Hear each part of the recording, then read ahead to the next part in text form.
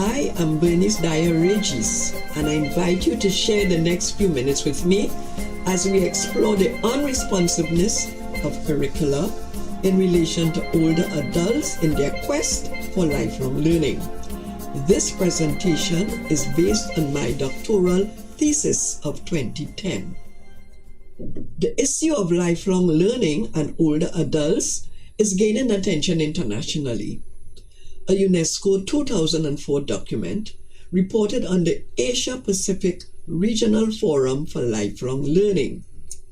A 2008 study in the UK focused on the factors that might influence whether older persons choose to learn in retirement and what role learning plays in their lives as they grow older.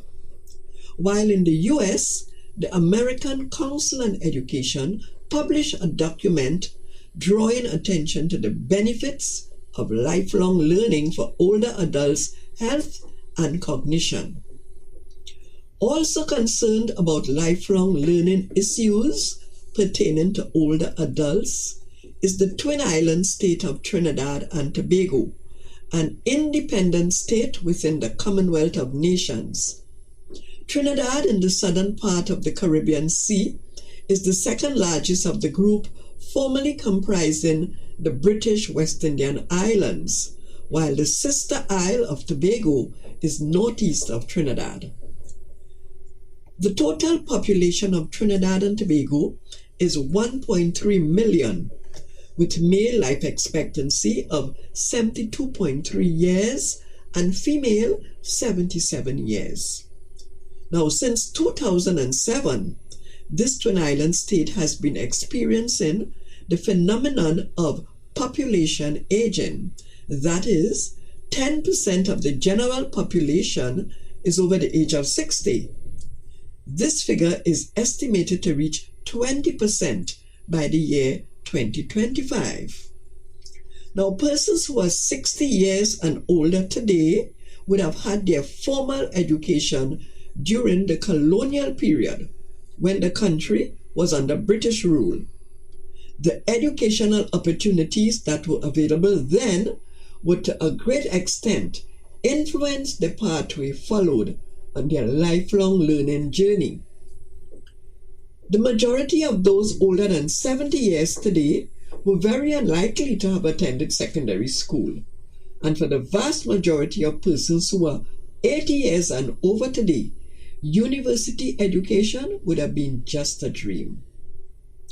A recommendation of a 1959 report was to bring an end to the all-age primary school and establish central secondary schools to absorb the post-primary classes. This dramatic move started in 1962 when the country gained political independence from Britain and enabled many of today's older adults between 60 and 65 years to have acquired free secondary education on the basis of the Common Entrance Examination. And this was supported by a massive school construction project. University education also became more available, affordable, and accessible with the establishment of a local campus of the University of the West Indies, allowing many more of today's younger cohort of older adults to have acquired a university education. While the aim of the study was to investigate the extent to which older adults are able to be active learners and the challenges that they face in so doing, the study and this presentation revolve around 4 questions. The choice of method and techniques was influenced by social constructivism, the theoretical framework that is applied to this study. One of the central goals of qualitative research is to describe and understand human behavior by capturing the voices of individuals as they are, for it relies heavily on words.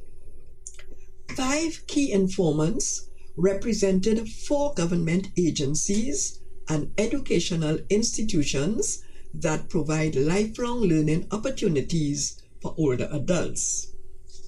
The focus group provided an opportunity to give voice to the older adults in relation to their lifelong learning needs. The historical documents were perused and significant events, time periods, and recommendations that were relevant to the education of older adults were extracted. The Maurice Report informed the education policy that emerged as the country gained political independence in 1962 and resulted in the construction of a number of secondary schools, with a correspondent significant increase in secondary school places.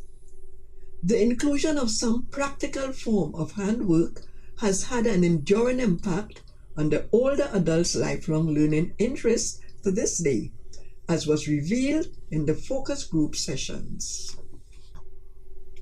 The open campus of the University of the West Indies, formerly referred to as the School of Continuing Studies, was by far the largest provider of lifelong learning opportunities for older adults, with after-school and after-work classes held mainly at secondary schools throughout Trinidad and Tobago.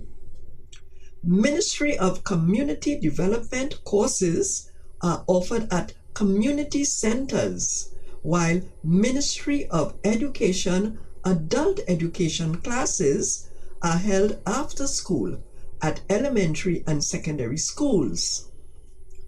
The only provider of lifelong learning opportunities from among the 4 included in this study that caters specifically to the needs of older adults is the Ministry of Social Development, Division of Aging through the senior centers.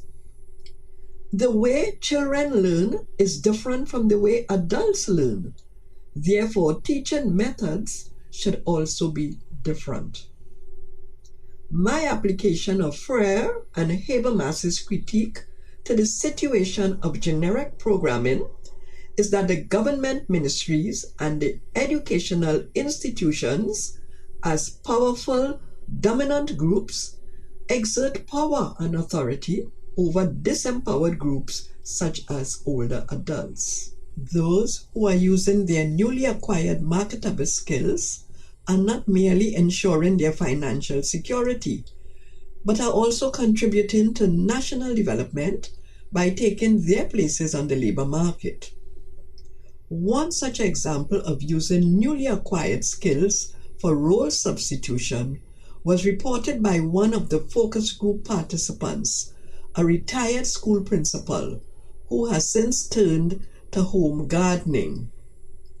Although not specifically designed for that age group, the programs that have been developed by providers appear to be providing older adults with opportunities for active aging and augur well for their continued well-being.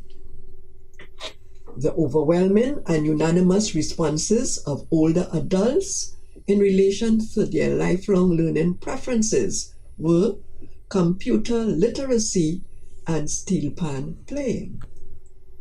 During the focus group discussions, one older adult mentioned that in order to acquire a visitor's visa, a foreign country with an embassy in Trinidad required that all applications be completed online. In an effort to acquire a visa to visit her children, who reside in that country, she had to seek the assistance of neighbors in completing the forms.